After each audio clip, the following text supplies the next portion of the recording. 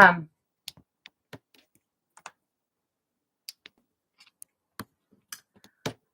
I had thought a lot about it too. And then when I was doing my schooling on anthropology, and archaeology, I was actually doing a class on the the Fertile Crescent area, right? Like it was all about the foundations of society and the foundations of our modern concepts of what, cities and civilization is. And in that, I learned about Angazal, which is the currently first city that we have that's based on Western style agriculture. So, what I mean when I say Western style agriculture, um, most places everywhere across the planet has agriculture in an animistic culture, in an animistic civilization, which is what being in connection with the earth is, which is what indigenous civilizations tend to be.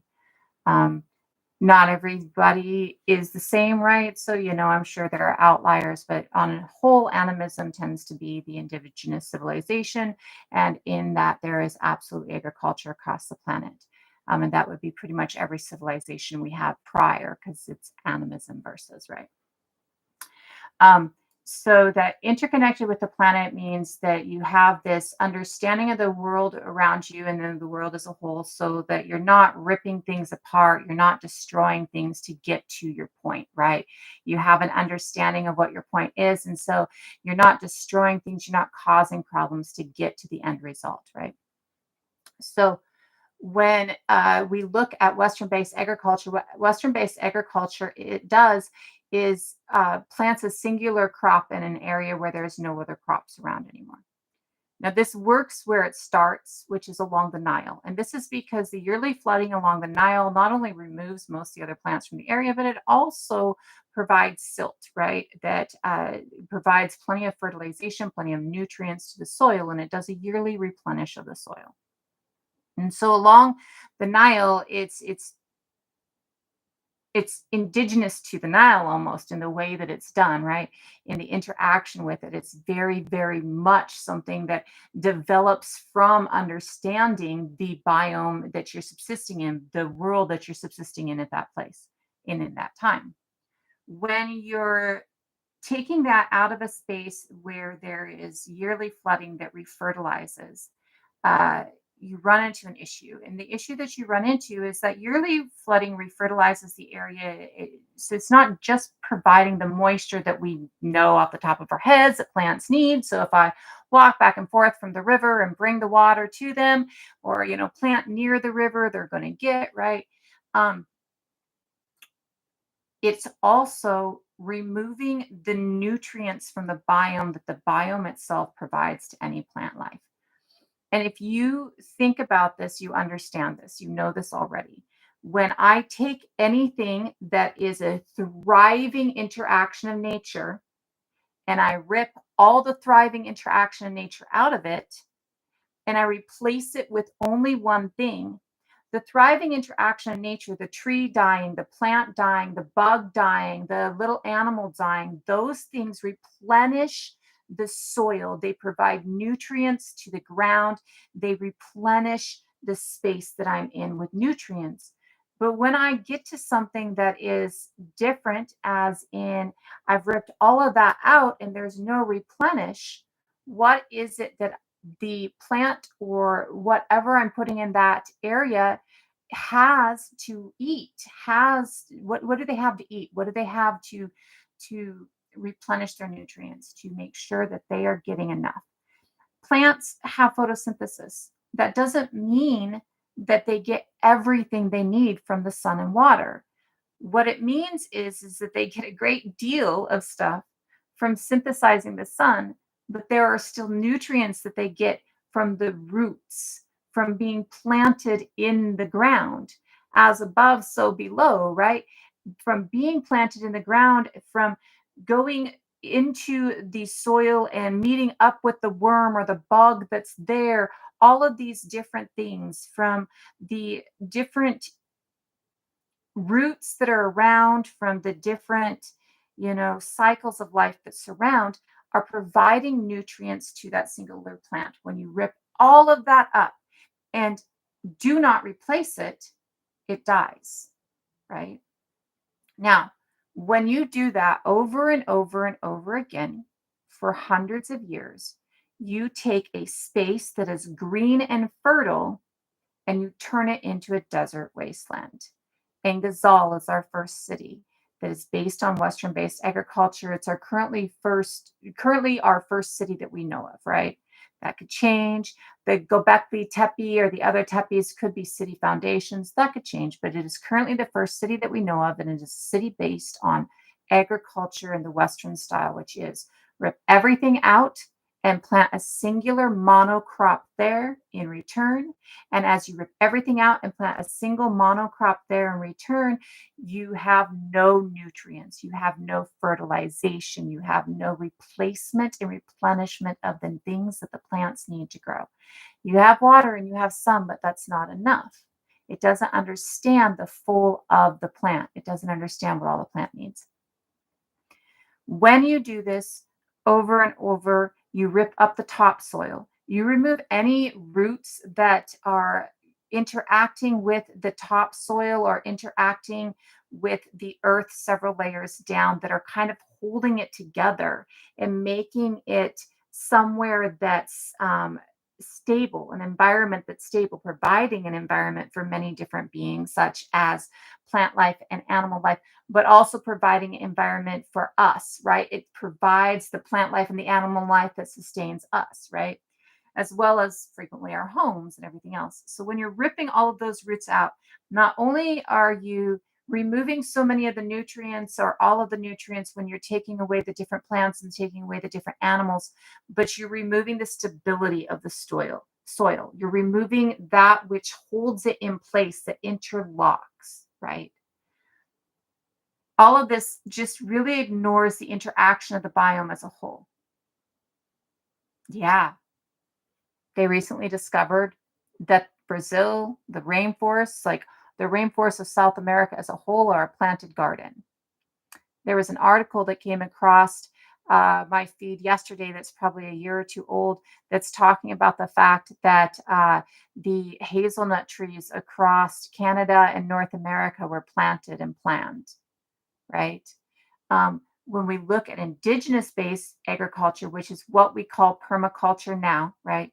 Which is agriculture that interacts with the biome as a whole instead of agriculture that rips it out and tries to control and possess it. When we look at indigenous agriculture, we see that interaction with the environment creates epic works of nature because our space within nature is the tending, right? Our space within nature is the tending interaction that we uniquely have because of the fact that we adapt our adaptations, because of the fact that we have opposable thumbs. The tending interaction that we uniquely have is to create epic works in nature that will pass down for centuries because we helped guide them and allowed the earth to be itself, understanding that the earth itself is an entity of itself, right? Yeah, absolutely. Absolutely. Um, though we also have to understand that the reason that the Brazilian rainforests, the reason that along the equator in different parts of the world we have different environments isn't because a lack of indigenous knowledge in those spaces prior. Um, the and it's moving right now actually, but that there's a strip around the globe basically that the weather activity provides moisture and provides green. The interaction of the atmosphere with the planet itself provides an environment that is more conducive to growth, right? More conducive to green. When we are looking at the because there's deserts in the U.S., right? There's deserts across North America that have been deserts there for hundreds of thousands of years, right? Um, the reason that Brazil is green is in big part where it sits, right? It is the interaction, the indigenous interaction, but we actually see that same thing along the same latitudes in Africa. And this is because And the reason that the Sahara changed from that to a desert space is literally this band and the way that this band moves up and down. And it is literally just a circle around the earth of green, basically. And it moves north and south as the weather patterns change, as things shift in the environment. This is a part of the global warming, global cooling that happens naturally, right? And this is where we get to the difference between what is climate destruction versus what is climate change. And we've misnomered this as climate change in the popular imagination, but the truth is that climate change happens. The cyclic nature of the planet happens, right? Because the planet is a living, breathing entity, just like you, just like I, just like the dog and the cat and the dolphin. It's a living, breathing, interconnected, moving entity, right? And so the way that it interacts with the rest of its own biome causes this climate change, causes cycles of weather change, cycles of patterns, right? Um, they actually have talked a lot about seeing green in the Sahara for the first time. Like there's a lake that formed. It might not be the Sahara where the lake formed, though. I'd have to look at it. It was just a quick glance I saw somewhere, but it is in the middle of a vast desert. And I do remember that. And it is for the first time in a long, long time. But there's this, yeah, tree cover does, right? But if you can't get trees to grow in that space because of the proper, so if land was an ocean, it's more likely to be silt and sand, right? So in a space that was an ocean, the way that the green forms in that space is going to be a little bit different. In spaces that are mountainous, you're going to see the way that the green forms to be different, right? The Sahara was green because that cycle patch of weather had moved into the Sahara and had been a part of that space, and brought plant life that works well within the desert or within sand. That's growth happens well within sand, correct? So as it moves, finding the plant life that's growth happens well within sand might not. So asparagus grows really fucking well in sand. In fact, you really want to have sandy soil for asparagus, but asparagus needs lots and lots of water. So you might be able to grow it really well in sand, but you don't have the water anymore to grow it. So while it may have grown really well when there was the weather patterns that created a lot of rain and a lot of water and a lot of moisture, it's not going to grow well when those weather patterns move. And the only thing on that is just because it's not something that's only in our hands. So the Brazilian rainforests are planted not only because the people of this area have this knowledge and they're not the modern, I mean, they're the ancestors of the modern day Brazilian people, but I'm not going to call them Brazilians because they probably weren't. I think uh, Banyangoyo is one of the peoples that was in Brazil that I've read about. So there's many different, at this time, many different people that we wouldn't know by the name. The ancestors in that space, not only did they have the understanding of how to plant and work within that space, but that space had a thriving water system that was natural within that space that was not in the Sahara when the Sahara's same patch of rain starts moving, right? And before it was actually further down. And so it's moved up. Um, and or at least during our time as sapiens, right, on the planet, it was down and it's moved up. And so that also probably would explain a lot of that too, right? It's not a space that has ever had that environment in a time that we were really there, right? Just because I don't want it to sound like they could have and they didn't, right? Uh, because I think that it's absolutely a mixture of both. When we look at indigenous agriculture, though, versus Western based agriculture, again, we see an agriculture that either interacts completely with the biome around it or an agriculture that tries to control and dominate the biome around it. And when you see an agriculture that is trying to control and dominate the biome around it, that agriculture removes everything, plants, it thinks that it knows everything, right? This in and of itself, um, it's the ignorance of the understanding that life is interactive that kind of kills it, right? If it could understand that life is more interactive than eyes can see, then it might. And that's a pretty good theory, Holly. There are different ways to do permaculture that are completely. There are gardens or deserts across the world that have vast gardens within them that are unseen. It's like you can live within the Arctic fully and completely and healthily, and white eyes can't see what you're eating, right? You can get all of those things in different spaces that white eyes can't see, right? And that colonized eyes can't see, that disconnected eyes can't see, right?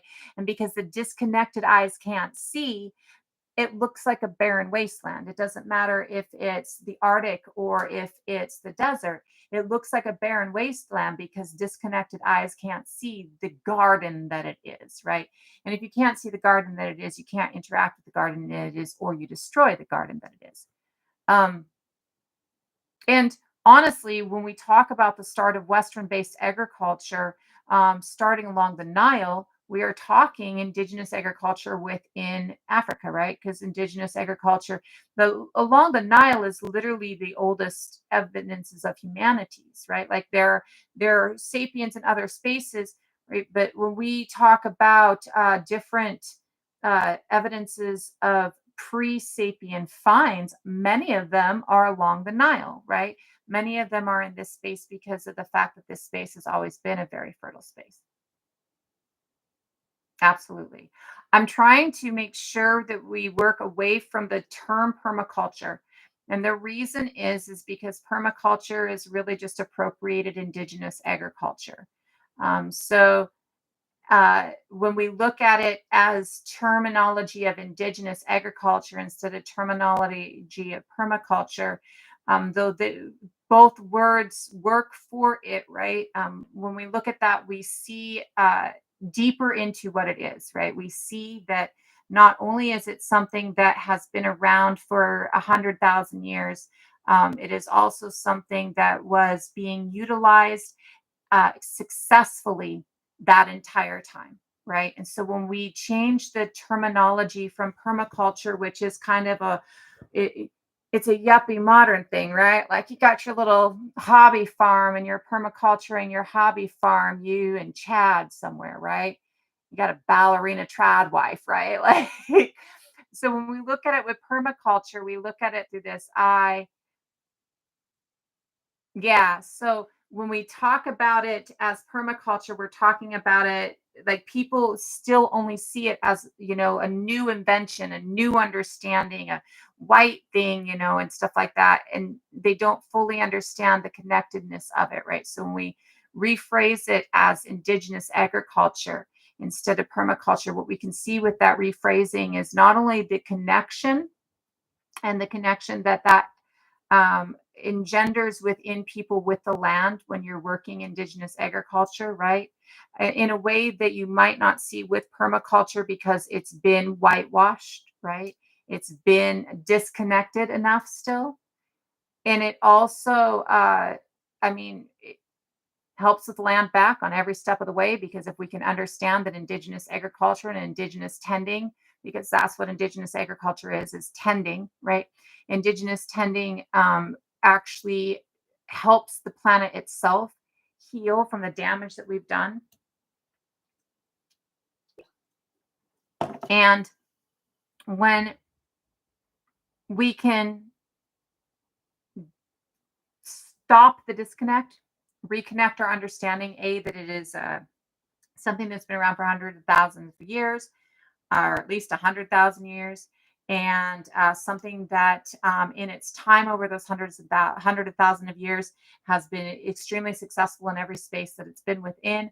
And in fact, has been the only successful agriculture in any space that it has ever been in.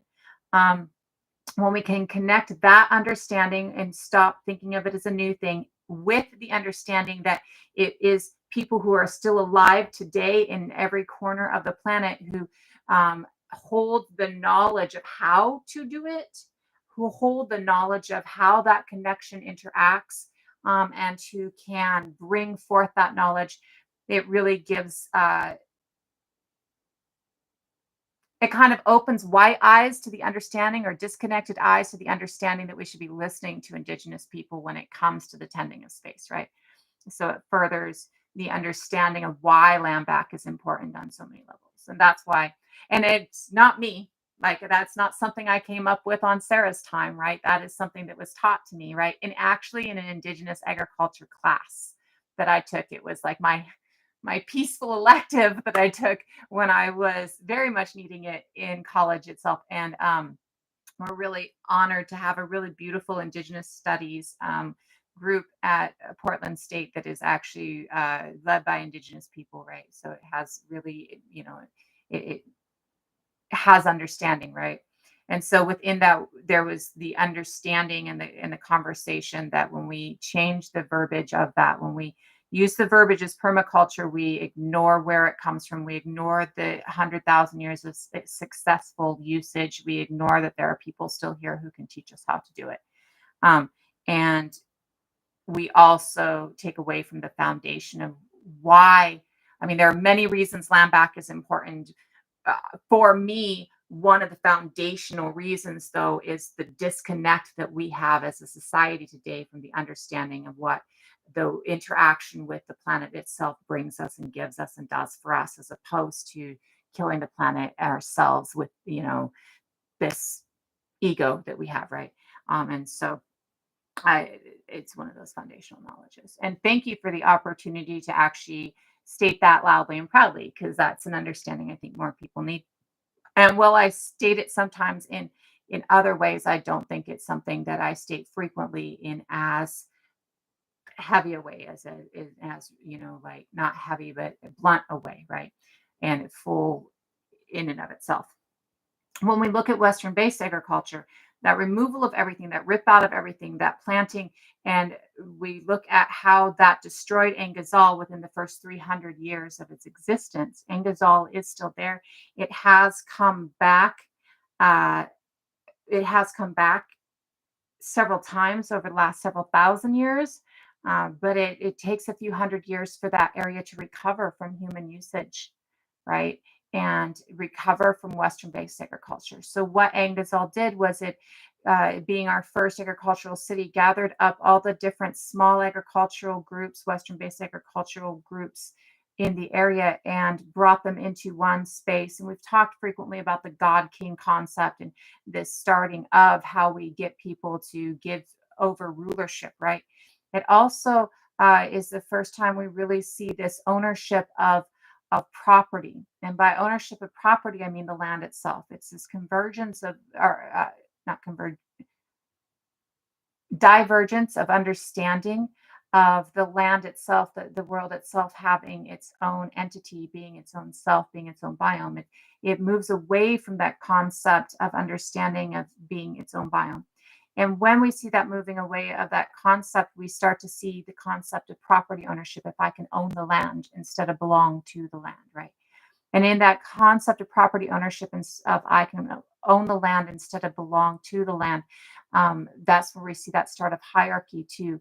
Once we believe that we can own the land and the land is no longer a living, breathing being, then we can start believing that the animals are well, first the plants, right? We're ripping them all out, right? That's no longer a living, breathing being. Now I can believe that the animals are no longer a living, breathing being. It's not a whole lot away so I can believe other human beings are not living, breathing beings too, right? So this is that start of that concept of ownership of things that live, right? It's one thing to have a bed that you built, right? You built that thing, right? You own that thing, you built that thing, it belongs to you, it's your thing, right? It's one thing to have things, right? It's a wholly different thing to believe that you can possess and control another different living being. I don't think that they're a subspecies, and they actually predate us. Like we're only here for 300,000 years. They were here for 300,000 years before we came to be. right? And we've only been a species whole for like 125 to 135,000 years. So like, and they had like 600,000 years in their time on the planet. So they're not a subspecies of us. They are, I think cousin is really the best word. Cousin is really the best word, right? Because we share the same ancestral species, the same parent species, and the same grandparent species. So cousin is really the best word, right? And really, it's just that, you got lots of different cousin species living together, right? Um, So when we look at that belief that you can control and own the land because we disconnect the idea that the land itself is a living, breathing entity, then we start seeing these hierarchical cities.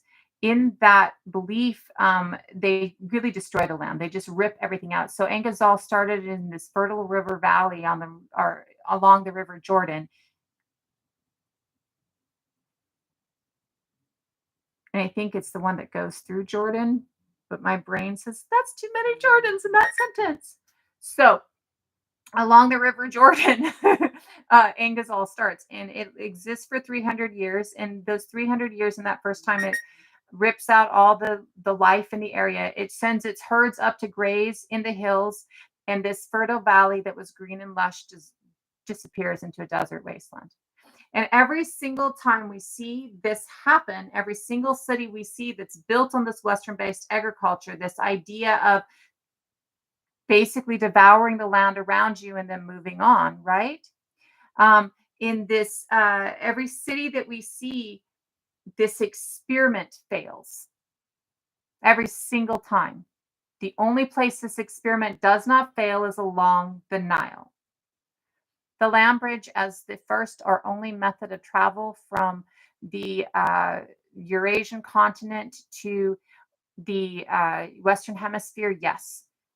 We see that the first migration of Homo sapiens from the Eastern Hemisphere to the Western Hemisphere starts at 54,000 years ago out of the Levant, goes through without leaving people behind the lower portion of Eurasia, south southeast Eurasia, goes through that, goes through that peninsula down there, the islands of the South Pacific, probably through Australia, where there were already people at 70,000 years ago, and hops the islands across the South Pacific. This is the southern boat route, using the Ring of Fire and the islands and other continents that were there in the South Pacific to get to Abiyala first and then up into Turtle Island. We see our first finds in Turtle Island as sapiens in Mexico at 50,000 years ago. And we see finds in the Western Hemisphere in Turtle Island and in Abiyala up to 250,000 years ago, which would be one of the ghost species that we see within within Turtle Island indigenous people and Abiyala indigenous people. There is another boat route at 21,000 years ago currently that they believe, which is one of the ones that they call the Kelp Highway route. And this is from Japan, which actually has boats that are like seen in the archaeological record and documented over 20,000 years ago. But from the through this area where at that point we're already seeing some people starting to settle, right? But had not seen people settling really before about 30,000 years ago. So coming up through and following a boat route that they call the help under the Bering land bridge isn't there at that point, but the Bering Strait area, right? There's some formation in Beringia, like there's lower sea levels at that point. So it's starting to kind of form, right? Actually, at 21,000 years ago, Beringia is absolutely there. The ice-free corridor is not there, but Beringia has started to form. So along the southern portion of Beringia, up near Alaska and northern Russia, and they follow along and down through the along the coastline into Turtle Island. And then between 18 and 15,000 years ago, when the land bridge's ice-free corridor is open, we see another route over. And then roughly 8,000 years ago, we see another kind of Arctic route over. I personally see so much similarity within the Arctic, and there's a lot of similarity in the Arctic DNA. I know people who are Sami and Tlingit who are cousins. So I think that there's Arctic people going to Arctic. So there's always been a lot of route through the Arctic as long as people have been in the Arctic regions, um, which is one of our oldest regions. But the first route over here is through the islands of the South Pacific, the Southern Boat Route, the Ring of Fire, all documented by DNA and archaeological finds. Um, so it's not been debunked as one of the routes of migration, but it is not the first route of migration. It is a singular route out of currently four routes of migration, four minimum routes of migration. So it's more of it's there, but it's not the earliest or the oldest. People were here well before that. We actually have nations whose migration stories actually talk about taking that route, just as we have migration stories here that talk about the boats coming over, and many different ways of migration stories. Western capitalism started the race of possessing land and animals as ownership. I think it kind of predates the concept of capitalism. I think it's hoarding, but yes. So I think it is the idea that we can hoard with the idea that we can possess land. Because when we think that we can possess land, then we think that we can possess plants, then we think that we can possess animals, then we think that we can possess other humans. Once we dehumanize one human entity, because land, the earth is its own entity, right? Once we take away its ownership of self, its autonomy, its own entity ship, then it's a slippery slope downhill to take away entity ship from anything else. And as we're taking away entity ship from anything else, we get to the point that we're taking away entity ship from human, right? Um, and I think that capitalism is a later invention within it, right? The idea of hoarding to me works better because the idea of hoarding itself predates capitalism. It goes well back. And really, what it is this shift of concept that I personally believe comes from trauma. When we look at the oldest written stories that we do have of the kings in this area and the start of hoardership in this area, I think it comes from traumatic childhoods, which have a tendency to cause hoarding, anyways. And in that hoarding, once you think that you can possess something, then you start to hoard it. If you think that you can possess and control something that you could not possess and control before, then you start to hoard what you could not have before. And in starting to hoard what you can't have before, we start to equate object with money, object with, because money in and itself is kind of it's not a physical object, right? Today, money is a dollar bill. For some of us, some people today have never seen a fucking dollar bill because it's all on a credit card, right? So for we think of money as a physical, but it's not. It's a made up thing and a made up concept, right? We decide there's not even a gold standard anymore. Like it's a made up thing and a made up concept. It's printed, it's created. Somebody made it up, right?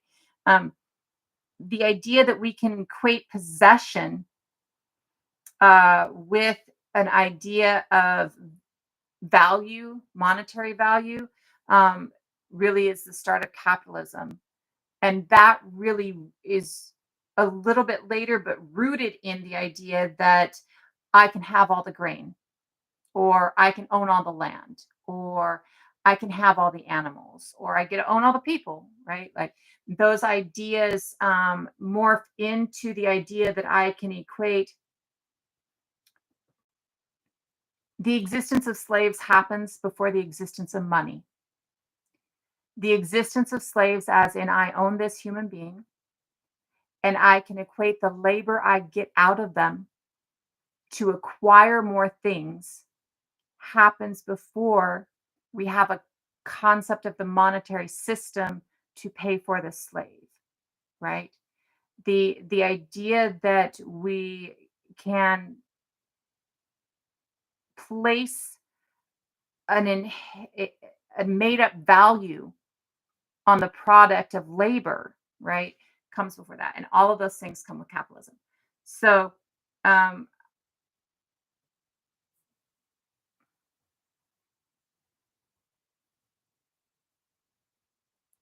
I would say that capitalism is a result of the concept of hoarding and ownership, not that what we see today in Western society is a result of capitalism. I would state that capitalism is the excuse used. If I can make you believe that you need to worry about the economy more than you need to worry about whether or not you're eating, if you worry more that the government's economy works than you worry about whether or not you get a meal tonight, that's capitalism and you're going to vote for a Cheeto because a Cheeto said that you should worry more about whether or not, the world can play its game than whether or not you're going to eat tonight, right? So, I think that it's the other way around basically. Um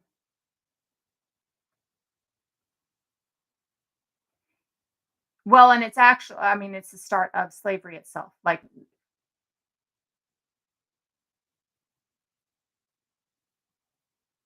when we talk about how everywhere had slavery, chattel slavery is different.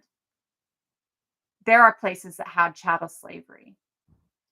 But by the 1100s or 1000s, most places had morphed into something called serfdom, which is not quite chattel slavery, right?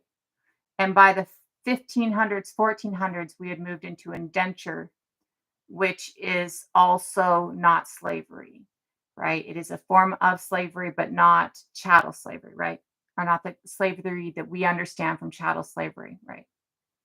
When we look at the earliest forms of slavery, it's chattel basically slavery, right? Like it is warriors taken in war or entire communities taken in war and then like you're not getting out of that for many generations. I mean, think of the concept of what happened to the Jews as slaves within Egypt. This is a very real thing, whereas where you're for generation upon generation living in an inability to get out. And even that was a very light slavery, right? Because of the fact that they're still getting to go home to their homes every night, shit like that. But when we look at the some of the very early forms of slavery thousands and thousands of years ago, the evidence shows very brutal slavery that is very much the same as chattel slavery. Everywhere had slavery prior to chattel slavery. It wasn't chattel slavery, but that's between 1,000 and 1400, 1600, right? That's between 1,000 and 1600. That's not before that. Before that, there is a lot of brutality around the entire world, right? It did. It does all start with agriculture, with Western based agriculture, right? So, and that's, I think, really where when we're talking about that, what I mean from the difference in that, thank you, is that like capitalism is a result of, right? But so misogyny predates patriarchy. Capitalism and racism come from patriarchy. Misogyny is part of how patriarchy starts because patriarchy is a lead. So within anthropology, we call this othering. It used to be called, and many of you will have heard this term, Orientalism. The term itself is racist. We do not use it anymore. Othering is a better term, anyways, right? What that first word was really everybody over here is one thing, but everybody over here is Oriental, right? Or the Eastern people, right? And this kind of starts within uh, England and stuff like that. Like I want to say absolutely England. It does start within. It starts within English explorers going out to other countries and bringing back the fantastic 1001 Arabian Nights and shit like that. This is not where otherism starts, but where the term that is racist starts, right? Because everything was Eastern.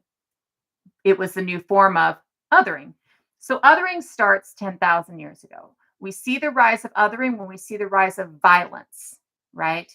Yes, you have the word CK. When we see the rise of violence, we see the start of othering. at the same time. And we also see our first cities start. And I personally believe from the evidence that I have seen that these are all interconnected. The rise of violence is we see prior to 12,000 years ago that we have 2,000 individuals within the fossil record. And of the 2,000 individuals we see within the fossil record, roughly 2% of them have injuries that can possibly be attributed to violence. Can possibly be attributed to violence is important here. Can possibly be attributed to violence means that if I see a skull that looks like a rock caved in, I can't tell whether or not that rock caved that skull in because some human being was holding it, or whether or not it was a random rock that fell off of a cave wall, right? I can't tell that from 2,000, 10,000, 30,000, 100,000, a million years on. I can't tell that. So of the 2,000 individuals we have prior to 12,000, and that is literally all the individuals we have in the fossil record prior to 12,000 years ago is 2,000 individuals. Okay. We're getting all of our information off of 2,000 individuals, right? So of the 2% there, you can't tell for certain whether or not it is actual violence. They can possibly be attributed to violence. I know of one at 30,000 years ago that is a point in somebody's leg. And you're like, hey, Widda, it's a point in somebody's leg. Obviously, somebody hit it with a point. Well, the point in the leg is facing, here's the thigh of the leg facing downwards like this into the leg, kind of angled like this and down. This could mean that I'm out hunting and one of my hunting mates accidentally going to stab the animal hits my thigh and now I've died. This could mean that while I'm flint napping, a very dangerous job, I'm holding it down here along my thigh and it slips and cuts me. It's not definitive. There is an arrowhead stuck in somebody's mouth like this. No, here. It's here. Sorry, the mouth one is something different. Stuck in somebody's head like this. An arrowhead stuck in somebody's head like this, that's some pretty definitive violence. The first definitive violence that I know of is 8 individuals in Kenya who are lined up, sitting crisscross applesauce on the ground with their hands bound in front of them. One of them is a pregnant woman, and her hands are bound obviously underneath her belly. And they're all hit in the back of the head. Obvious violence. We see at 10,000 years ago, there is a steep rise in things that can be attributed to violence, many of them being obvious signs of violence within the skeletons that we find. We see a steep rise in individuals in the fossil record, anyways. And also at that time, we see that within the fossil record, 18 to 20% have injuries. They're absolutely from hold on a second, Texas. They're absolutely signs of violence from things like that Kenyan massacre. That would be backwards on that. I don't know what you're reading, but they're so Australasian DNA has been there for 70,000 years, and the oldest peoples that we have seen in Siberia, they recently came out with some evidence at 48,000 years ago. And Australasians have been there for 70,000 years. There is ghost DNA in Australasians, but there's also evidence of ghost species within, or of other species within Australia. There's the Moy Hill site in Australia that's 120,000 years ago, which would be Homo erectus descendant species, would be the ghost species that we see in Australian indigenous DNA. The Siberian ghost DNA might be related to the Denisovan DNA, which we do see in Australian indigenous people. And it might have been something where it's a split, right? And so you're getting some of it up in Siberia and some of it down in Australia. But indigenous Australians have been there longer than anybody else outside of Africa. And they actually are the DNA wise, there are 2 groups that are the oldest DNA groups on the planet. One of them is the Khoi people of South Africa, and one of them is the indigenous Australians, and they're both at 70,000 years ago. They're the oldest lines of DNA on the planet, so the oldest populations we have on the planet, basically. And both of them are continuous population lines from 70,000 years ago. Um, so it might be, and it could just be like that was before, that might be an old article or something like that. But I do know that Indigenous Australians have been there for fucking ever, for fucking ever, right? Um, I do think though that it is ownership. It is the thought process that you can own. And when you get to that thought process that you can own other things, when you start seeing other things as life not being of value, when you start seeing the land as not having a value of life of itself, when you start seeing the animals or the plants as not having a value of life of itself, right? Well, and there's been so much change within the last couple of years too. Like within the last 5 years, everything has changed. We speciated in a prior theoretical method of speciation. They didn't think it actually could happen, and that's how we came to be, right? Like so, everything is changing with the anthropological community really, really fast right now. We're also discovering new species constantly. Um, and including ghost populations, right? Ghost DNA and stuff like that. And so, with all of those changes, stuff can be really, really interesting, right? Like it can really change. But yeah, um, that is why I think that Western agriculture is really rooting the cause and the problem, right? Not that I know of. I know that we at times have vestigial tails ourselves, right? But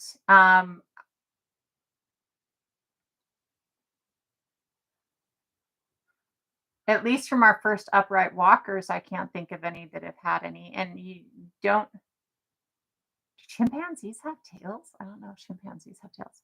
But um um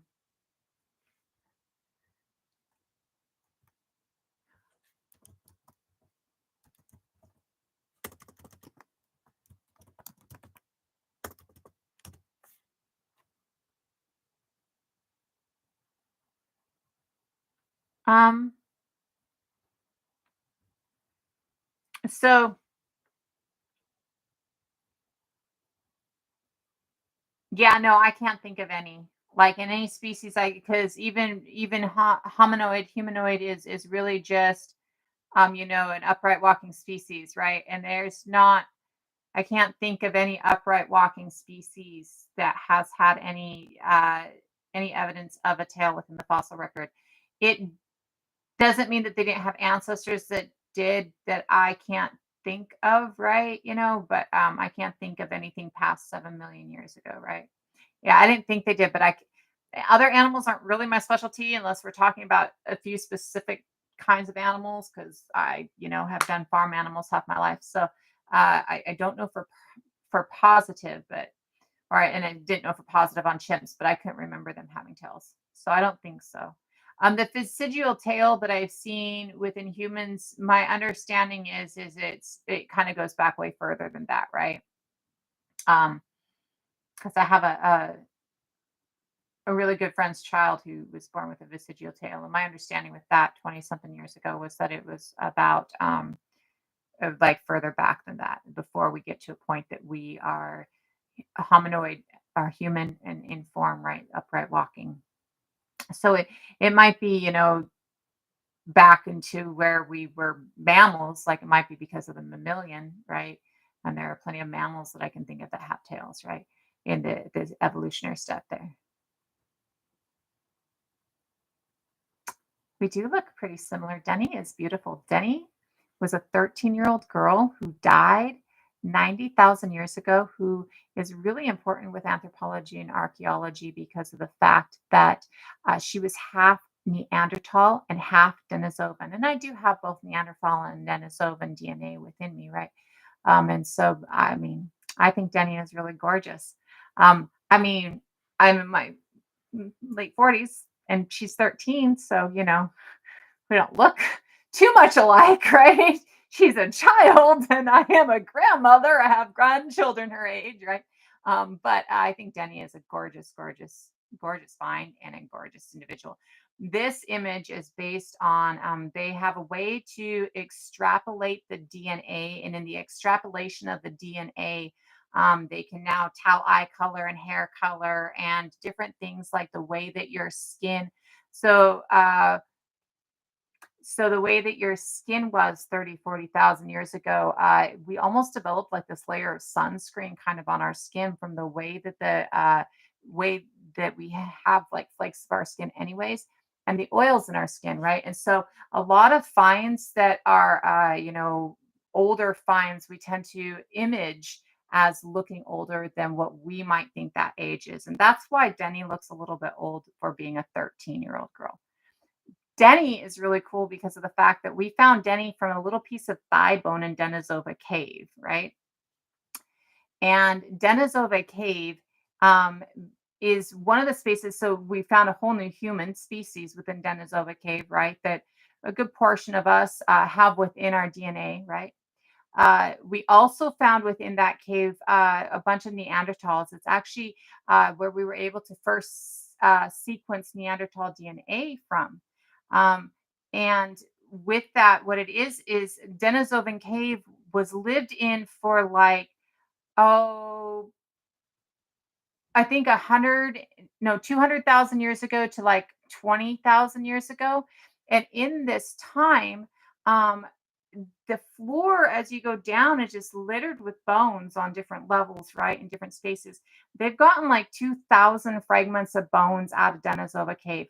And of the 2,000 fragments of bones out of Denisova Cave that they've gotten, Denny's actually one of the larger pieces of bone, and she was only like a 2-inch piece of thigh bone. We were able to get DNA from a tiny little tip of a pinky, and I think it was actually a pinky, a phalange, the finger bone that you have, right? That's how we found our first Denisovan individual in Denisova Cave, is by DNA testing that. And so when we look at that,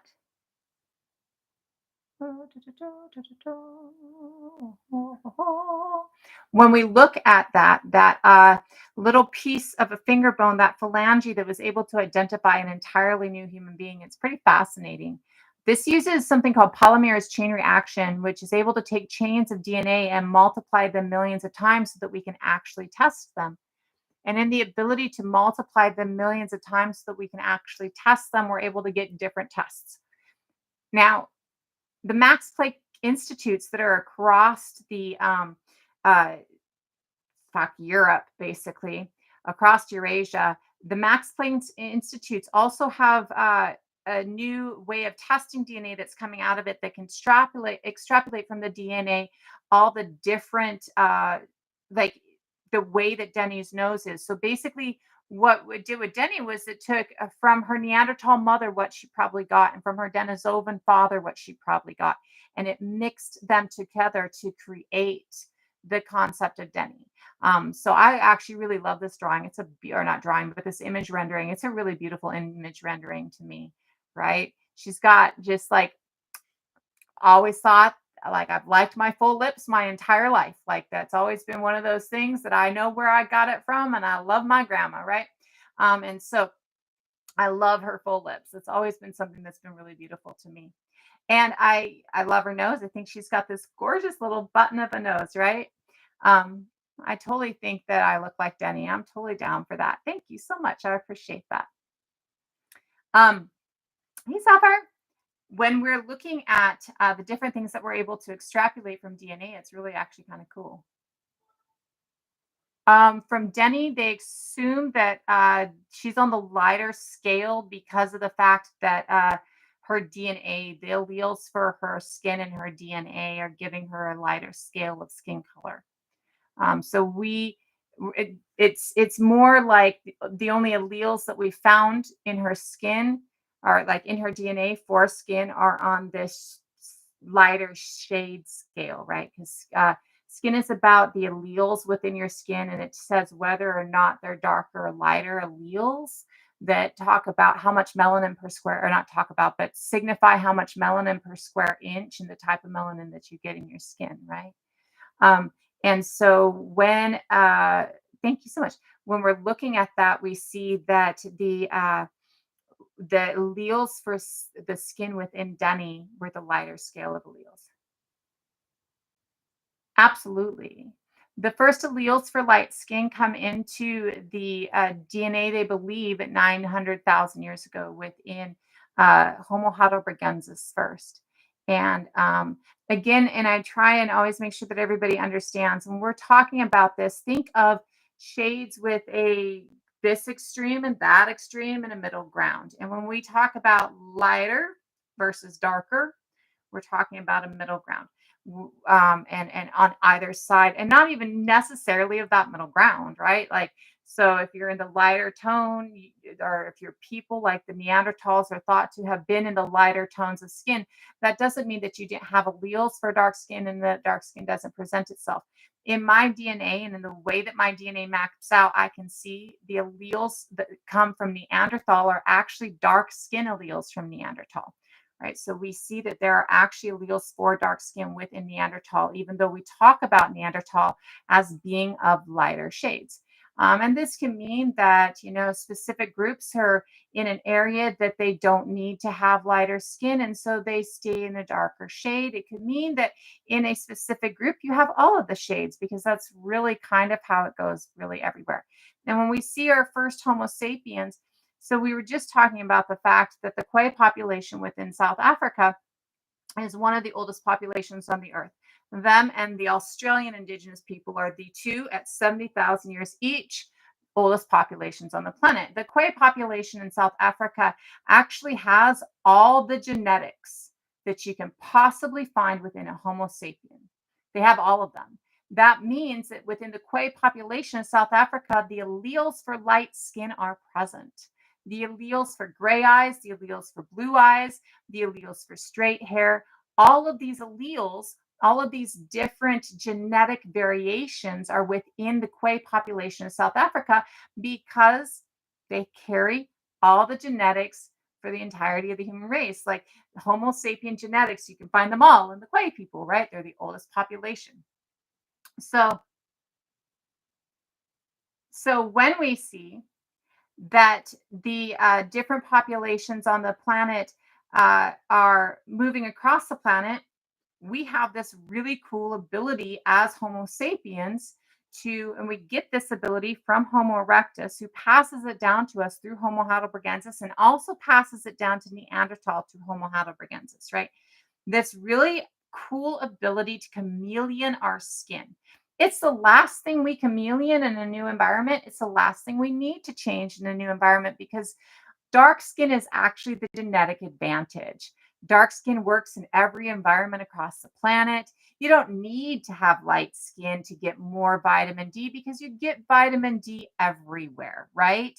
People develop lighter skin not because they need to develop lighter skin. They develop lighter skin because of lack of sun. It in of itself drives it. Think of living in a cave where there's never any light. Things get lighter, right? It's not because they're going to get more vitamin D from the non-existent sun in the back of the fucking cave.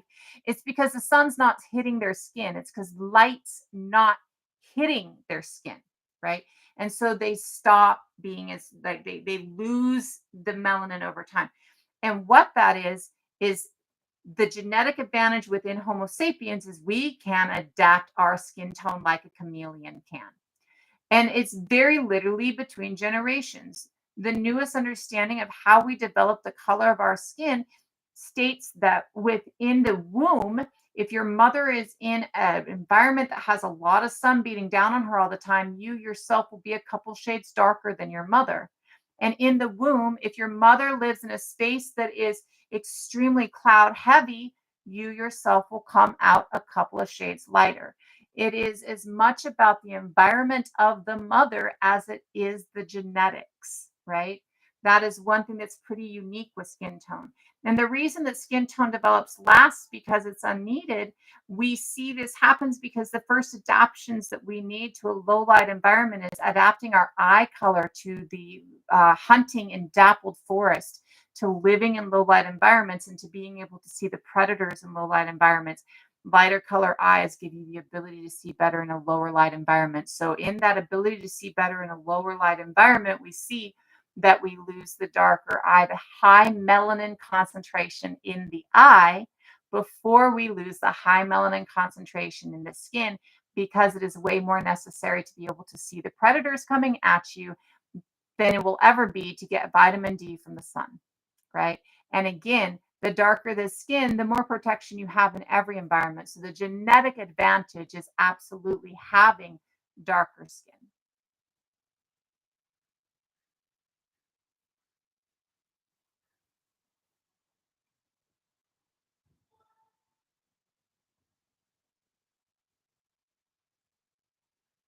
Polar bears are very much to blend in with the snow.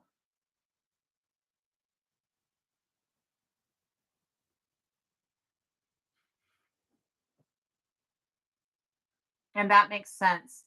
Um, Islam and I think also the British invasion tended to bring that in as well, but Islamic invasion would absolutely have brought that in because we see that invasion first.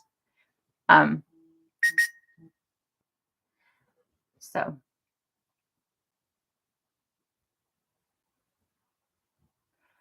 I'm gonna go. I It's been about an hour, and I'm trying to get back into a swing and figure things out so I can be back in a little bit more. So I'm gonna go ahead and not push my limits. Um, and I walked today. So I'm going to go ahead and not push my limits. Um, Before I go, if you're new, you may not have heard this. So please stick around for another minute or two. Um, we didn't talk so much today about it, but we as a species are biologically nurturing and communal. We know this because we have five life stages of brain development from newborn to our brain full development at 25, which gives us our beautiful brains that are mutable and able to understand new concepts. Um, and that extended childhood needs means we must have a community of at least for 30 people to raise our children, right? Even today, a single parent needs at least 30 people in their community, whether you when you understand community as all of the people interacting to make sure that that single parent can take care of their child, the teachers, the daycare workers, the grocery store person, right? When we look at how many people it takes to raise a child, we see that there is a necessity for community within sapiens that there isn't really in any other species on the planet. We have the most life stages from of brain development stages from neonate to adult of any other species. We have the longest childhood states of brain development of any species. Ours currently is 25 years. The other thing is that and that is very much also our nurture. Like that community is our nurture. We need that nurturing. It is the teaching a child, it is the interacting with a child, it is the understanding with a child that nurtures their brain growth and development into thousands of different pathways to create a malleable, understanding brain, right? Uh, we also know that we need community because of the fact that we have what we call mandatory midwifery. We're the only species other than Neanderthal to have ever had this. And what this means is that because of the shape of our brains and because of the shape of our hips, we actually have to turn our babies twice when we're pulling them out of the womb. Think of the shape of your pelvis. Your pelvis shape is like this, your brain shape is like this, your shoulder shape is like this. So our babies and your pelvis is actually tilted, right? So our babies come out, they start facing backwards, and we have to do a quarter turn to get their head through this oval, and then another quarter turn to get their shoulders through this oval, which then puts them facing forward. We're the only species on the planet that has to do that. Neanderthals did have to do that as well because of brain size and shape. They actually had a bigger brain than us, which is kind of cool to me. They did not have our shape. When we are looking at this, this means that biologically we are nurturing and we are communal. We must have community to raise our children, and we must have nurture to raise our children. We live in a society that tells you to nurture others and to be communal is unethical. If you feed the homeless, they're just going to be lazy and demand that you feed them more, which tells you that taking care of others is a bad thing.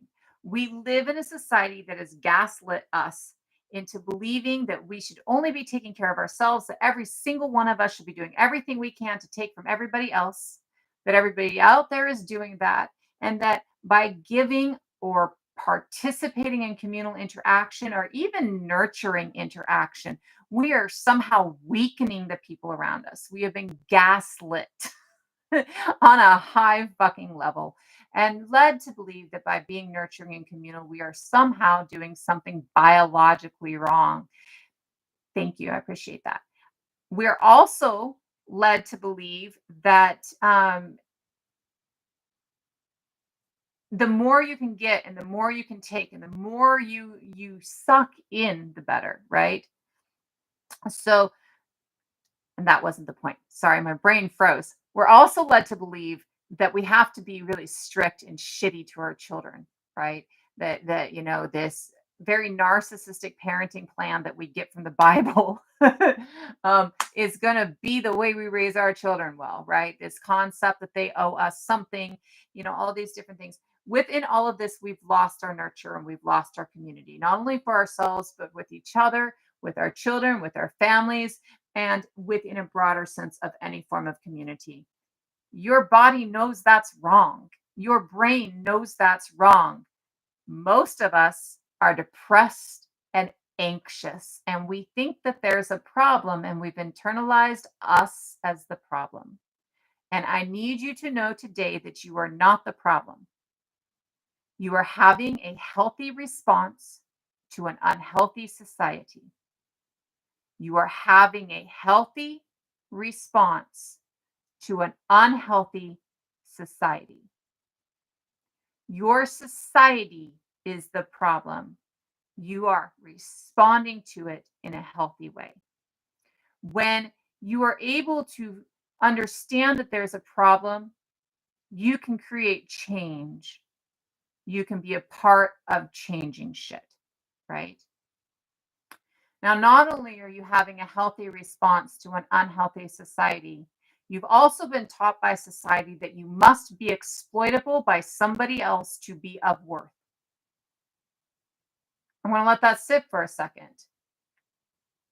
Your worth is based on, do you make $10 an hour or $20 an hour? For giving 200% of yourself to somebody who will never give you anything. Also, they can buy another yacht. Also, your child can starve. You live in a society that has taught you that your worth is what you can exploit out of other people.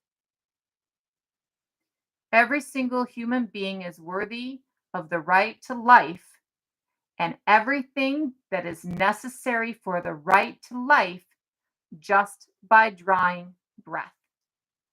Doesn't matter if you're looking at the Bible, doesn't matter if you're looking at science, life starts at first breath. Just by drawing breath, you are alive. If you are alive, you are worthy of everything that you need to be alive. Community, nurture, food, nutrient, and a home that even the animals are given, but you are not. Okay? You do not have to be exploitable to be worthy of being alive. You do not have to be exploitable to be worthy of life. You are worthy just by drawing breath. Don't have to do shit to earn it. You got it just by being born. Okay? Which means that you are worthy of love, compassion, nurture, and community, because love is a part of nurture and compassion is a part of community. You are worthy of these things just by breathing. 99% of us don't get it at all. Now, I didn't say you're worthy of sex. I said you're worthy of love. I also didn't say that you're worthy of some woman or some man's love. I said you're worthy of love. Okay, just for the incels out there. Okay, we are all worthy of love, nurturing, community just by breathing. And the chances are you're not getting any of that today.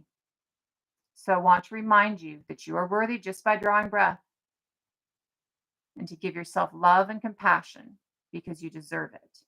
just by drawing breath, just by being out here, just by being alive, you deserve love and compassion. So give it to yourself if nobody else is giving it to you. I also want you to know that there are 1,000 times in my life that nobody loved me, I thought. Recently, I decided that I was doing wrong and nobody gave a shit anyways. Or maybe I was fucking it all up anyways. And I decided to take off and decide that I'm just not going to no more. Not because I didn't want to, but because nobody, like maybe I was doing wrong. I didn't belong enough, right? In my own little fucking head. And across the board, people from so many spaces reached out and said, hey, you're mine. I love you. There have been times when I was a teenager when I was alone and on the streets and I didn't think nobody gave a flying fuck.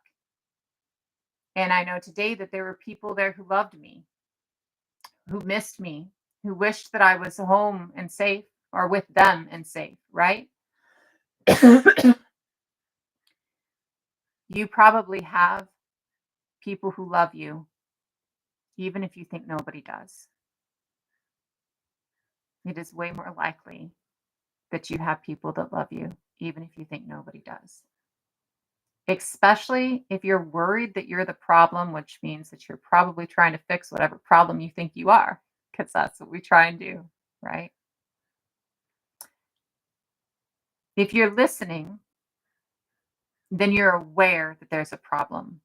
And if you're aware that there's a problem, that means that you're part of the change and you're part of the solution, which means that I love you.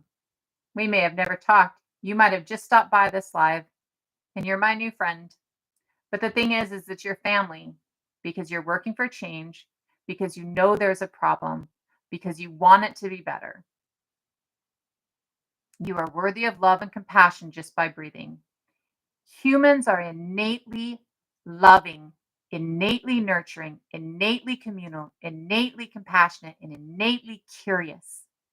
The three things that separate us from everything else on this planet together, because like they come from things that separate us, but other things on the planet nurture. We are nurturing and communal, and that doesn't separate us, but we adapt our adaptations, and that's the one thing that separates us from everybody else. We adapt our adaptations. That comes from curiosity.